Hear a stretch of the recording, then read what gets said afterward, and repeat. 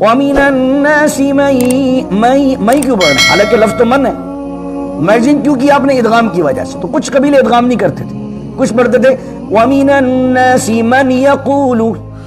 اسی طریقے سے بعض اوقات حرم کے اندر کچھ قرآن شریف رکھے جاتے ہیں، وہ پاکستان یا ہندوستان یا امریکہ لوگ لے آتے ہیں، اب جب اس میں قرآن شریف پڑھ رہے ہوتے ہیں تو ہمارے پاس لا کے کہتے ہیں مفتی صاحب اس میں تشدید نہیں لگی ہوئی ہے۔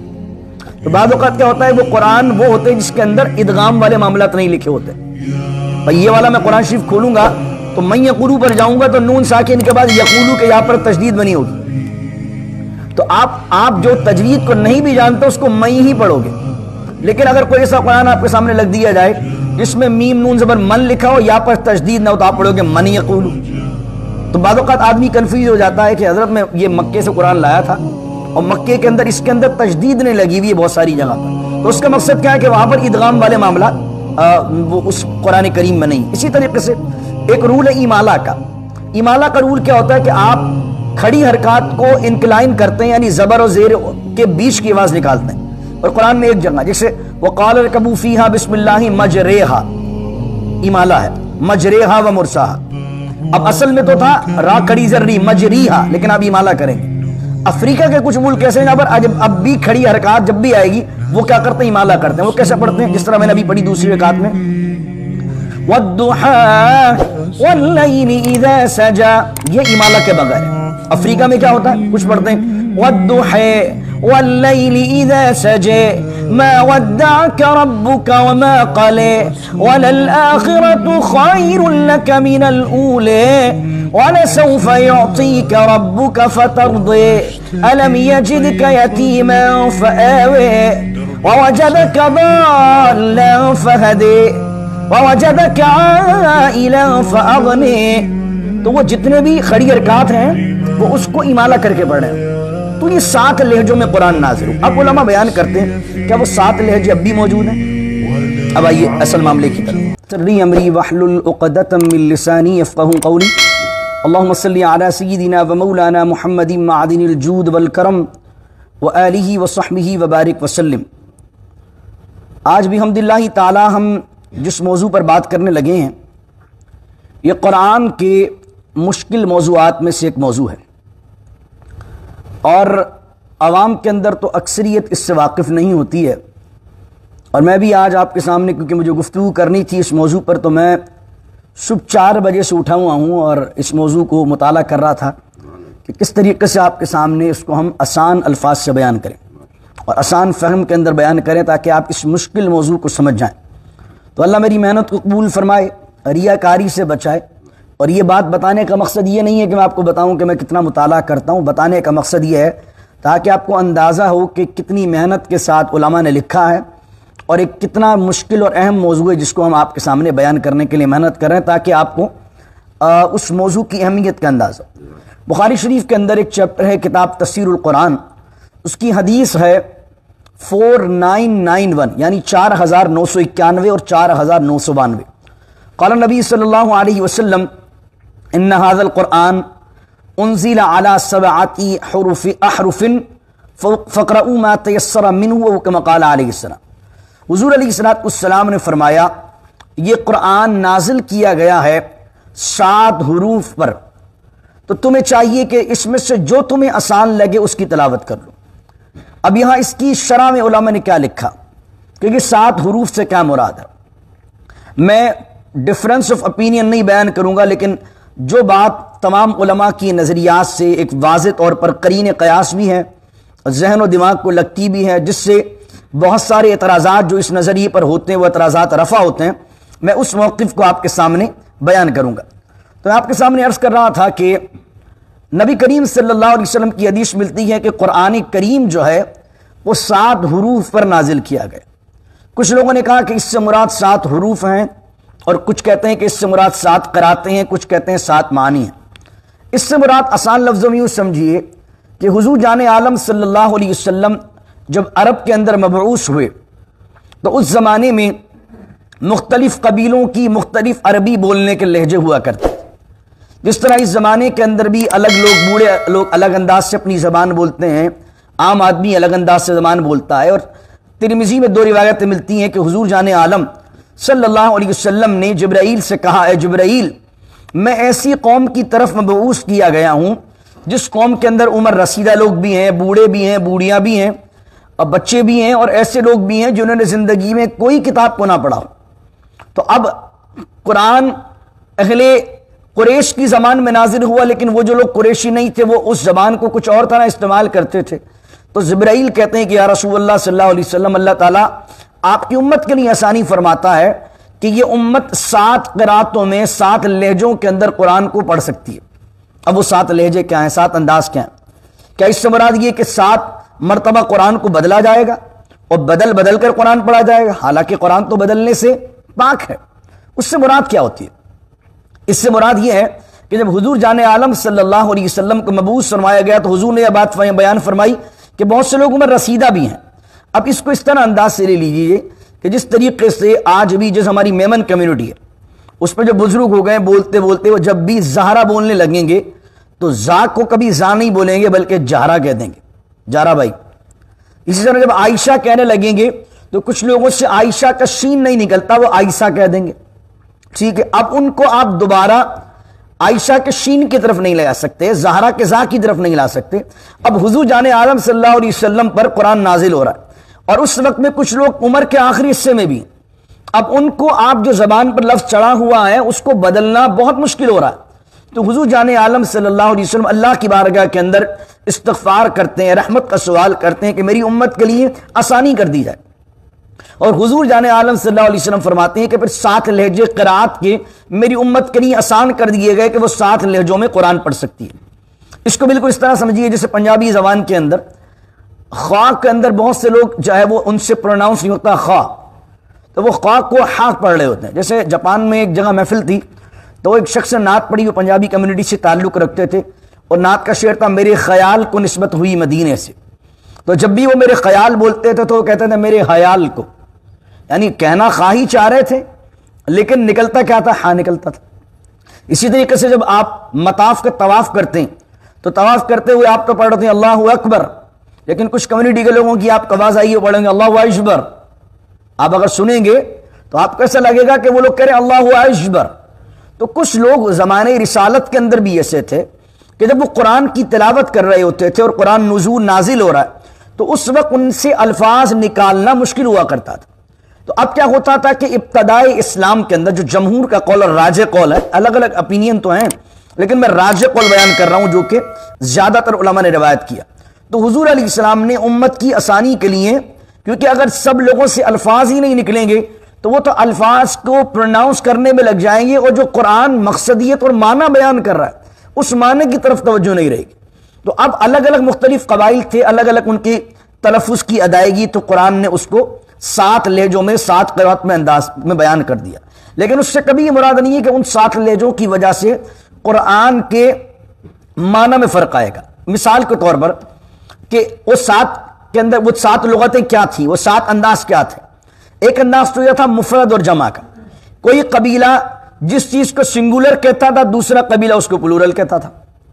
جیسے قرآن میں ایک لفظ ہے وَتَمَّتْ كَلِمَاتُ رَبِّكَ صِدْقًا وَعَدْلًا، اور ہے وَتَمَّتْ كَلِمَتُ، اب کلیمتو کوئی کہتا تھا کوئی کہتا تھا کلیماتو، یعنی کلیمتو بات اور کلیماتو باتیں، بات تو دونوں ہی کہ تیرے رب کی بات یا تیرے رب کی باتیں، معنی تو ایک ہی لیکن پڑھنے کا ڈفرنس تھا۔ اسی طریقے سے کوئی قرات تھی جس کے اندر پڑھتے تھے الحمدللہ رب العالمین الرحمن الرحیم، مالک یوم الدین کی جگہ پڑھتے تھے ملک یوم الدین، مالک یوم الدین روز جزا کا مالک، ملک یوم الدین روز جزا کا بادشاہ، بات دونوں ایک ہی برابر ہوتی تھی کہ کھڑی حرکات کی جگہ پر وہ زبر پڑھا کرتے تھے۔ تو کسی قبیلے میں کوئی چیز سنگولر پڑھی جاتی تھی تو دوسرے قبیلے کے اندر دوسرے لوگ اس کو پلورل پڑھتے تھے۔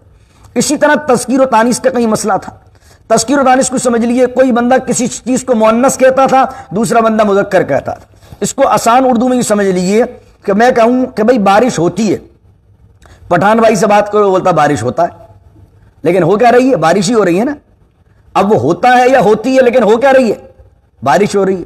تو لیکن کیا تھا، وہ قبیلے والے بارش کو مذکر میں استعمال کر رہے ہیں پٹھان بھائی، اور ہم بارش کو مؤنث میں استعمال کر رہے ہیں۔ وہ میل ورژن میں بات کر رہے ہیں، ہم فیمیل ورژن میں بات کر رہے ہیں۔ میں کہتا ہوں میری بیوی آتی ہے، پٹھان بھائی عربی کو اردو سکھائیں گے، انگریز کو سکھائیں گے، تو وہ کیا بولے گا؟ میرا بیوی آتا ہے۔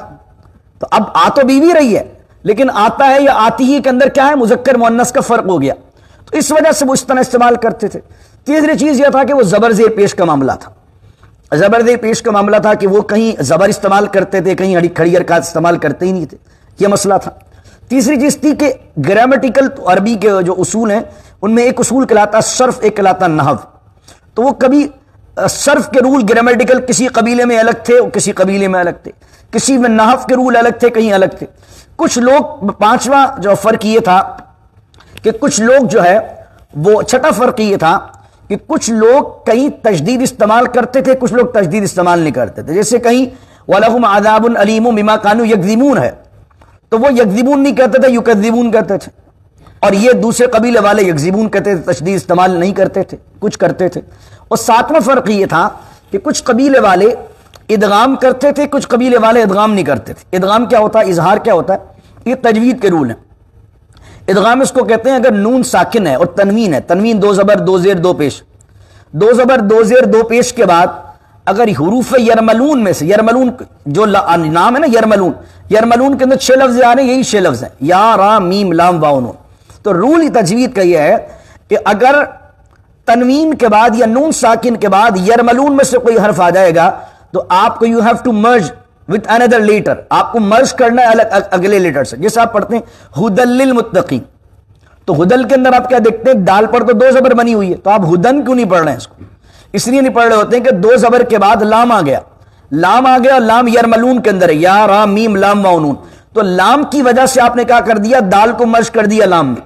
اب کچھ قبیلے والے یہ ادغام کر رہے ہیں، کچھ قبیلوں میں ادغام نہیں ہوتا تھا، وہ کہتے تھے ہدن للمتقین، وہ بھی صحیح، یہ بھی صحیح۔ کیا ہو گیا؟ گرامیٹیکل یا پھر ادغام کا مسئلہ، جسے ہم پڑھتے ہیں سورہ بقرہ کا پہلا رکوع ہے، دوسرا رکوع شروع ہوتا ہے وَمِنَ النَّاسِ مَن يَقُولُ آمَنَّا، تو من یقولو میں بھی ادغام ہو رہا ہے، میم اور نون من ہے اور پھر آگے یا آ رہا ہے، تو ہم مئی کیوں پڑھ رہے ہوتے ہیں؟ کیونکہ نون ساکن کے بعد یقولو کا یا آ رہا ہے، اور یا یرملون میں سے، یا را میم لام واو نون، تو یرملون میں سے یا ہے، تو اب ہمیں مرجن بھی کرنی ہے اور نزلائزیشن بھی کرنی ہے، یعنی غنہ بھی کرنا ہے، تو ہم پڑھتے ہیں وَمِنَ النَّاسِ مئی کیوں پڑھ رہے ہیں؟ حالانکہ لفظ تو من ہے، مرجن کیوں کیا آپ نے؟ ادغام کی وجہ سے۔ تو کچھ قبیلے ادغام نہیں کرتے تھے، کچھ پڑھتے تھے وَمِنَ النَّاسِ مَن يَقُولُ۔ اسی طریقے سے بعض اوقات حرم کے اندر کچھ قرآن شریف رکھے جاتے ہیں، وہ پاکستان یا ہندوستان یا امریکہ لوگ لے آتے ہیں، اب جب اس میں قرآن شریف پڑھ رہے ہوتے ہیں تو ہمارے پاس لا کے کہتے ہیں مفتی صاحب اس میں تشدید نہیں لگی ہوئی ہے۔ تو بعض اوقات کیا ہوتا ہے، وہ قرآن وہ ہوتے ہیں جس کے اندر ادغام والے معاملات نہیں لکھے ہوتے۔ بھائی یہ والا میں قرآن شریف کھولوں گا تو میں یقولو پر جاؤں گا تو نون ساکن کے بعد یقولو کے یہاں پر تشدید بنی ہوگی، تو آپ جو تجوید کو نہیں بھی جانتے اس کو میں ہی پڑھو گے۔ لیکن اگر کوئی ایسا قرآن آپ کے سامنے لگ دیا جائے جس میں میم نون زبر من لکھا ہو، یا پر تشدید نہ ہو، تو آپ پڑھو گے من یقولو۔ تو بعض اوقات آدمی کنفیوز ہو جاتا ہے کہ حضرت میں یہ مکے سے قرآن لایا تھا اور مکے کے اندر اس کے اندر تشدید نہیں لگی ہوئی ہے بہت ساری جگہ پر، تو اس کا مقصد کیا ہے کہ وہاں پر ادغام والے معاملات وہ اس قرآن کریم میں نہیں۔ اسی طریقے سے ایک رول ہے ایمالا کا۔ ایمالا کا رول کیا ہوتا ہے کہ آپ کھڑی حرکات کو انکلائن کرتے ہیں، یعنی زبر اور زیر کے بیچ کی آواز نکالتے ہیں، اور قرآن میں ایک جگہ جیسے وَقَالَ ارْكَبُوا فِيهَا بِسْمِ اللَّهِ مَجْرَيْهَا، ایمالا ہے، مَجْرَيْهَا وَمُرْسَاهَا۔ اب اصل میں تو تھا را کھڑی زری مجریہا، لیکن آپ ایمالا کریں گے۔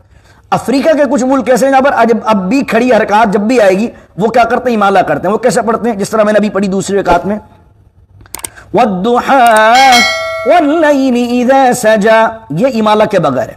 افریقہ میں کیا ہوتا ہے؟ کچھ پڑھتے ہیں وَالضُّحَىٰ وَاللَّيْلِ إِذَا سَجَىٰ مَا وَدَّعَكَ رَبُّكَ وَمَا قَلَىٰ وَلَلْآخِرَةُ خَيْرٌ لَكَ مِنَ الْأُولَىٰ وَلَسَوْفَ يُعْطِيكَ رَبُّكَ فَتَرْضَىٰ أَلَمْ يَجِدْكَ يَتِيمًا فَآوَىٰ وَوَجَدَكَ ضَالًّا فَهَدَىٰ وَوَجَدَكَ عَائِلًا فَأَغْنَىٰ۔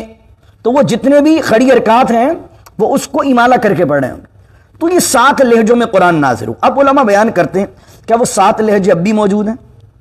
اب آئیے اصل معاملے کی طرف۔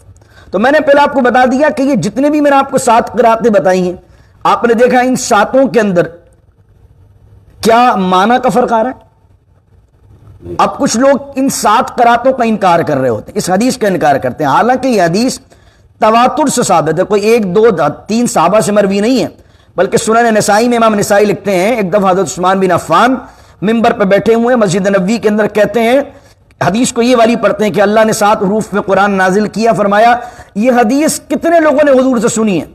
تو راوی کہتے ہیں میں نے دیکھا مسجد میں اتنے لوگ کھڑے ہو گئے کہ ایک وقت میں ان کو گننا میرے لیے مشکل تھا، یعنی کوئی 1-2 بندوں نے روایت نہیں کیا، کثیر تعداد میں صحابہ نے روایت کیا۔ تو اس حدیث کو آپ ڈینائی نہیں کر سکتے۔ اب کچھ لوگوں نے تو اس کو مکمل ڈینائی کر دیا، کچھ نے کہا کہ اگر یہ مانو گے تو یہ تو ہو جائے گا کہ قرآن تبدیل ہو گیا، حالانکہ قرآن تبدیل نہیں ہو رہا خدا کے بندوں۔ ابتداء اسلام میں لوگوں کی آسانی کے لیے، کیونکہ لوگوں کو اگر الفاظ میں ہی قرآن الجھا دیتا معاذ اللہ تو پھر وہ معنی کی طرف کے جاتے ہیں، اس میں جو مسائل کب سمجھتے، ان سے لفظی ادا نہیں ہوتا، وہ تو ایک لفظ میں ہی 1 سال لگا دیتے بیچارے ادا کرنے میں۔ تو قرآن جو احکام بیان کر رہا تھا حلال کیا ہے حرام کیا ہے وہ کب کی طرف جاتے۔ تو حضور نے امت کی آسانی کے لیے دعا کی تو اللہ نے ان 7 لہجوں کے اندر قرآن کریم ہمارے لیے آسان کر دیا۔ اب ہوا کیا، حضور کس لہجے میں پڑھتے تھے؟ اب آئیے اس موضوع کی طرف، سرکار کس لہجے میں پڑھتے تھے؟ بخاری شریف کے اندر روایت ہے جب رمضان آتا تھا حضور کا معمول تھا کہ حضور کے پاس جبرائیل آتے تھے اور حضور اپنے قرآن کا دور جبرائیل سے کرتے تھے۔ جبرائیل حضور کو شروع سے لے کر آخر تک سناتے، پھر حضور جبرائیل کو شروع سے لے کر آخر تک سناتے۔ تو میں نے جو آپ کے سامنے عرض کیا تھا کہ مصحف کی شکل میں، کتابی شکل میں حضور علیہ السلام کے زمانے میں اگر قرآن نہیں آیا، لیکن ترتیب الحمد سے لے کر ناس تک حضور نہیں بنائی ہے، تو آپ کہیں کہ وہ ترتیب کب بنائی؟ تو میں نے کہا جب حضرت جبرائیل کو حضور قرآن سنا رہے تھے تو کس ترتیب سے سنا رہے تھے؟ حضور نے اسی ترتیب سے سنایا، الحمد سے شروع کیا اور کہاں ختم کیا؟ ناس پر ختم کیا۔ حضور علیہ السلام کا جس وقت وصال ہوا ہے، بخاری شریف کے اندر حدیث ہے، اور انس بن مالک کہتے ہیں، ابو ہریرہ کہتے ہیں رضی اللہ عنہ کہ جب حضور قرآن کا دور جبرائیل سے کرتے تھے، حضور 11 مہینے بھی سخی ہیں، لیکن جب حضور قرآن کا دور جبرائیل سے کرتے تو جس طرح بہار میں ہوا چلتی ہے، حضور کی سخاوت کا دریا بھی، حضور کی سخاوت کی ہوا بھی ایسے چلتی تھی۔ تو جس سال حضور کا وصال ہوا، حضور جان عالم صلی اللہ علیہ وسلم نے جبرائیل سے قرآن کا 2 مرتبہ دور کیا، اور شارحین نے لکھا وہ دور کس لہجے میں کیا؟ وہ جس لہجے میں ہم پڑھتے ہیں، منسوب تو وہ قرات حفص ہے، اس کو قرات حفص کہتے ہیں، جو پوری دنیا میں رائج ہے۔ اس وقت اہل قریش کی جو لغت تھی، جس لہجے میں حضور علیہ السلام نے جبرائیل سے دور کیا، شارحین اور علماء کا موقف یہ کہ ہم سب میجورٹی اسی لہجے میں ابھی بھی قرآن پڑھ رہے ہیں، زیادہ تر پورے مکہ مدینے میں، یہاں پاکستان ہندوستان ہر جگہ اس لہجے میں پڑھا جاتا ہے، سوائے چند ایریاز کے جیسے مالکی کچھ لوگ ہیں۔ تو امام جزری رحمۃ اللہ علیہ فرماتے ہیں یہ جو 7 حروف میں نازل ہونے والی حدیث ہے، میں 30 سال اس حدیث پر غور کرتا رہا ہوں، تب جا کے اس کے معنی مجھ پر واضح ہوں۔ اور قرات کے بہت بڑے امام جزری رحمۃ اللہ علیہ کہتے ہیں 30 سال میں نے غور کیا اس حدیث میں، تب جا کر مجھے اس کے معنی سمجھ میں آئے اور میں اس کو تمہارے سامنے بیان کر رہا ہوں۔ تو اب کیا ہوا، جب حضور علیہ السلام نے قرات کو اس لہجے میں پڑھا جس لہجے کے اندر ہم پڑھ رہے ہیں، تو اب صحابہ کرام علیہم رضوان نے، وہ 6 لہجے بھی تھے، پڑھنا اس میں بھی جائز تھا، لیکن جب صحابہ نے قرآن کو سمجھ لیا، اب انہوں نے کوشش کی اس لہجے میں پڑھنے کی کہ یار جس میں حضور نے پڑھا، حضور قریشی ہیں تو کیوں نہ اسی لہجے میں کوشش کرو جس میں سرکار نے پڑھا۔ اگرچہ اللہ نے چھوٹ دی ہوئی ہے، 6 لہجے میں اور بھی پڑھ سکتے ہیں آپ، 6 قراتوں میں جو میں نے آپ کے سامنے فرق واضح کیا، لیکن اب صحابہ نے کوشش کی کہ بھائی وہی لہجہ سیکھا جائے، اس لہجے کو زیادہ تر اپنایا جائے کہ جس لہجے میں حضور نے آخری وقت کے اندر جبرائیل سے دور کیا، اب اس لہجے میں قرآن پڑھنا شروع ہو گئے۔ باقی لہجہ بھی جائز ہے کیونکہ حضور کا فرمان ہے 7 حروف پر نازل کیا اللہ نے، یعنی 7 قراتوں میں 7 لہجوں میں نازل کیا۔ اب بعد میں جو لوگ آئے، امام مالک رحمۃ اللہ علیہ حضرت نافع کی قرات کو لیتے ہیں، بلکہ بعد میں جو لوگ آئے وہ ان 6 کو جائز تو سمجھتے تھے، لیکن اب 7 لہجے آپ کے پاس ہیں، لیکن آپ کو پتہ چل جائے کہ حضور جان عالم صلی اللہ علیہ وسلم نے اپنی آخری دور کے اندر جبرائیل سے جس لہجے میں دور کیا ہے، تو آپ کون سا لہجہ سیکھیں گے؟ آپ وہی لہجہ سیکھیں گے جو میرے آقا کریم علیہ السلام نے اپنایا، تو کیونکہ ہماری تو لغت عربی ہے بھی نہیں، تو اب ہمیں جب اپنی زبان سے عربی کی طرف مائگریٹ کرنا ہے تو ہم کون سا لہجہ سیکھیں؟ ہم سب سے پہلے وہ لہجہ سیکھیں جس کے اندر زیادہ امت پڑھ رہی ہے، تو اکثریت امت اسی لہجے پڑھ رہی ہے، اس طرح اور میں اور آپ پڑھتے مکے میں مدینے کی آپ قراتیں اٹھا لیں، شام کی اٹھا لیں، آپ پوری عرب دنیا کے اندر جہاں جہاں تراویح ہوتی ہے وہاں اٹھا لیں، لیکن جب آپ افریقن لوگوں کو سنیں گے، مالکی لوگوں کو سنیں گے، یا وہ لوگ جو بہترین قاری ہیں ان کو سنیں گے، تو پورا کورس قرآن میں کروایا جاتا ہے جس کو کہتے ہیں قرات 7۔ سبع مانے 7. بہت سے لوگ اتنے ایکسپرٹ ہوتے ہیں کہ ان کو 7 قراتوں میں قرآن پڑھنا آتا ہے. جس طریقے سے میں نے آپ کے سامنے ابھی 2 قراتیں پڑھی نا, نماز میں نے کون سی پڑھی تھی؟ قرات حفص پڑھی تھی آپ کے سامنے, جس میں امالہ نہیں تھا. لیکن ابھی میں نے جو آپ کو سنائی قرات, اس میں کیا تھا؟ امالہ تھا. قرات حفص میں کیا؟ والضحیٰ. اور قرات جو ہے وہ جس میں امالہ نہیں ہے, اس میں کیا ہے؟ والضحیٰ واللیل اذا سجے ما ودعک ربک وما قلی وللآخرۃ خیر لک من الاولی. ٹھیک ہے, اس میں امالہ نہیں ہے. کہیں ادغام ہے, کہیں پڑھیں گے ومن الناس من یقول, کہیں پڑھیں گے ومن الناس من یقول, کہیں پڑھیں گے افمن وعدناہ, کہیں پڑھیں گے افمن وعدناہ. امام راضی نے ایک اور تقسیم کی. امام راضی فرماتے ہیں کہ کبھی وہ لوگ اس طرح بھی کرتے تھے, تقدیم و تاخیر کر دیتے, یعنی پہلی والی بات کو بعد میں, بعد والی کو پہلے.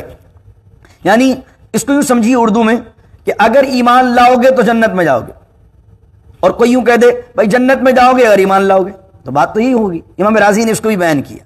تو معنی میں کوئی تبدیلی نہیں آتی تھی. ایک اور حدیث سنن نسائی کے اندر موجود ہے, حضور نے فرمایا کہ 7 حروف پر نازل ہوا ہے, لیکن قرآن اس طرح نہ پڑھو کہ عذاب والی آیت کو رحمت والی بنا دو, رحمت والی کو عذاب والی بنا دو. یعنی ایسی قرات نہ کر دو جس سے معنی ہی بدل جائے. تو اس سے مراد 7 حروف سے مراد, یعنی آسان اور عام فہم میں آپ سمجھ لیجئے 7 لہجوں میں قرآن نازل ہوا.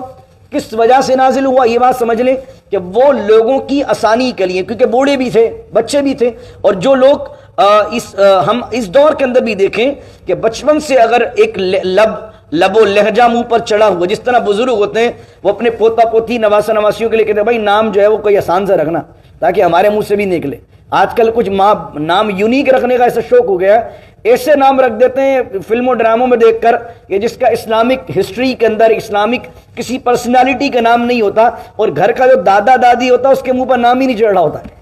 1-1.5 سال تک وہ نام بیچارہ کچھ اور ہی لے رہا ہوتا ہے. تو بعض اوقات کیا ہوتا ہے کہ آدمی 40-50 سال تک کوئی لہجہ بول رہا ہے, تو اس کے لیے 50-60 سال کی عمر میں اب وہ لہجہ تبدیل کرنا مشکل ہوتا ہے. بالکل اس طریقے سے ایک یہاں کا بون سٹیزن ہے, اس کا ایکسنٹ دیکھیں, اور آپ کو 40 سال بھی ہو گئے تو آپ کا انگلش کا ایکسنٹ دیکھ لیں. ایکسنٹ میں زمین آسمان کا فرق ہوگا. جو بون ہے وہ الگ ہی طریقے سے بولے گا.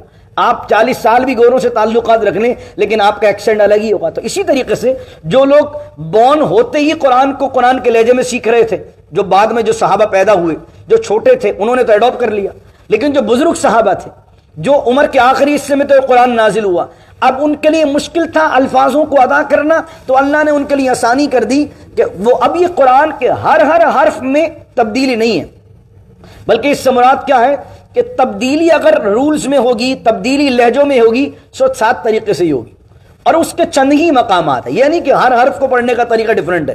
یعنی الحمد ہے تو الحمد کو پڑھنے کے 7 طریقے ہیں, للہ ہے تو للہ کو پڑھنے کے 7 طریقے ہیں, ربل ہے تو ربل کو پڑھنے کے 7 طریقے. مراد یہ نہیں ہے, مراد یہ ہے کہ پورے قرآن میں, پوری لغت قرآن کے اندر اگر تبدیلی ہوگی تو انہی 7 طریقوں سے ہوگی, اور وہ سارے 7 طریقے لغت سے, لینگویج سے تعلق رکھتے ہیں, لینگوسٹک سے تعلق رکھتے ہیں, لیکن معنی میں فرق نہیں آئے گا. تو اگر کوئی اعتراض کرے, کوئی ایتھسٹ اس حدیث کو لے کر کہے کہ دیکھو قرآن تو یہ کہہ رہا ہے, یہ قرآن 7, ایتھسٹ اعتراض کرتے ہیں اس پر کہ دیکھو بھائی 7 طریقے ہیں قرآن کے, تب کون سے معنی کو لوگے؟ تو ہم نے کہا بھائی معنی کی بات ہی نہیں. کوئی اس حدیث کا انکار کرے کہ نہیں یار اس حدیث کو نہیں مانو کیونکہ اس حدیث کو مانو گے تو قرآن کے اندر تبدیلی ماننا پڑے گی, تو ہم نے کہا قرآن میں تبدیلی ہو ہی نہیں رہی. یہ تو لہجوں اور قراتوں کا انداز ہے کہ آپ کسی بھی لہجے اور قرات سے پڑھیں گے معنی وہی رہیں گے. یہی امام جزری نے لکھا ہے, امام رازی کا بھی کچھ موقف یہی ہے, امام طحاوی کا کچھ الگ موقف ہے, لیکن میجورٹی آف اسکالرز نے جو پورا اس بات سے آپ سمجھیں بلو پرنٹ نکالا اس پورے مسئلے کا, اس کو میں نے آسان لفظوں سے آپ کے سامنے بیان کر دیا. اور یہ وہ چیز ہم نے بیان کی, ان بزرگوں کی قبر پر رحمتوں کی بارش نازل فرمائے جو کہہ رہے ہیں کہ 30 سال تو مجھے اس حدیث کو سمجھنے میں لگے, لیکن 30 سال سمجھنے کے بعد انہوں نے اپنی محنت کو امت تک پہنچا دیا, اور ہم نے آپ کے سامنے اس کو 15 سے 20 منٹ کے اندر آگے بیان کر دیا, تاکہ آپ کے سامنے اگر کبھی افریقہ کا کوئی بندہ یوٹیوب پر ملے اور کہے ودو ہے پڑھ, اب کسی کو پتہ نہ, حضرت غلطی کر رہے ہو, ٹھیک ہے, جس کو پتہ نہ ہو, ارے امام صاحب کو تو قرآن شریف پڑھنا نہیں آتا.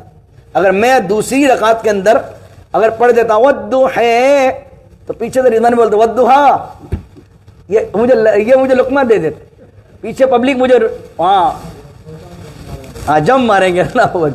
تو اگر میں ودو ہے پڑھ دیتا آپ کو یہ بتائے بغیر, تو پبلک ساری کہتی کہ شاید امام صاحب کی آج نیند پوری نہیں ہوئی, تو آج یار ودعا کو ودو ہے پڑھ دیا حضرت نے. میں اگر پڑھ دیتا وَمِنَ النَّاسِ مَن يَقُولُ کی جگہ پڑھتا وَمِنَ النَّاسِ مَن يَقُولُ تو آپ کہتے ہیں حضرت کو غلطی لگ گئی۔ میں پڑھتا الف لام میم ذالک الکتاب لا ریب فیہ ھدی للمتقین کی جگہ پڑھتا ھدی للمتقین تو آپ کہتے ہیں حضرت کو آج غلطی لگ گئی۔ تو کیا ہے کہ ابھی کیونکہ یہ عوامی بات نہیں، یہ تو میں نے آپ کے سامنے، کیونکہ ہمارا موضوع ایسا ہے، کیونکہ ہم جب بات کریں گے آپ جب درس قرآن کے موضوع کو سن رہے ہیں تو ان موضوعات کا کم از کم کچھ آگاہی ہونی چاہیے، کیونکہ ہم جس دور میں چل رہے ہیں فتنوں کا دور ہے۔ پہلے کیا ہوتا تھا، فروعی مسئلے ہوتے تھے، چھوٹے موٹے مسئلوں پر اختلاف ہوتے تھے، اب لوگ ڈائریکٹلی قرآن پر اعتراض کر رہے ہیں، حدیث پر اعتراض کر رہے ہیں، خدا پر اعتراض کر رہے ہیں۔ میڈیا کا دور ہے، الگ الگ ویڈیو سامنے آتی ہیں، تو آدمی کے سامنے اگر یہ بات آ جائے کہ دیکھو حدیث تو یہ کہہ رہی ہے 7 لہجوں میں نازل ہوا، آدمی پریشان ہو جائے، یار ہم نے تو ایک ہی لہجے سے قرآن سنا، تو اس 7 سے کیا مراد ہے؟ تو آج آپ کے سامنے اس حدیث کو میں نے ایلوبریٹ اس لیے کیا، اللہ اخلاص دے ہمیں بھی، دکھاوے ریاکاری سے بچائے، اور ہماری محنت کو، ہماری کوشش کو قبول فرمائے، اور قرآن کے ذریعے ہمیں ہدایت عطا فرمائے۔ تو اس حدیث سے ڈینائی نہیں کر سکتے، کیونکہ خبر واحد نہیں بلکہ تواتر سے ثابت ہے۔ عثمان بن عفان کہتے ہیں کہ پوری مسجد میں سے اتنے لوگ کھڑے ہو گئے کہ جن کو گننا ایک وقت میں مشکل تھا۔ دعا کیجیے اللہ رب العزت سے اللہ عمل کی توفیق عطا فرمائے۔ بسم اللہ الرحمن الرحیم، الحمد للہ رب العالمین، والصلاة والسلام على سید الانبیاء والمرسلین، اللہم نور قلوبنا بالقرآن العظیم وزین اخلاقنا بالقرآن العظیم وادخلنا الجنة بالقرآن العظیم ونجینا من النار بالقرآن العظیم۔ ربنا هب لنا من ازواجنا وذرياتنا قرة اعين واجعلنا للمتقين اماما ان الله ملائكته يصلون على النبي يا ايها الذين امنوا صلوا عليه وسلموا تسليما اللهم صل على سيدنا ومولانا محمد معدن الجود والكرم واله وصحبه وبارك وسلم سبحان ربك رب العزة عما يصفون وسلام على المرسلين والحمد لله رب العالمين لا اله الا الله محمد الرسول اللہ صلی اللہ تعالی علیہ وآلہ وسلم۔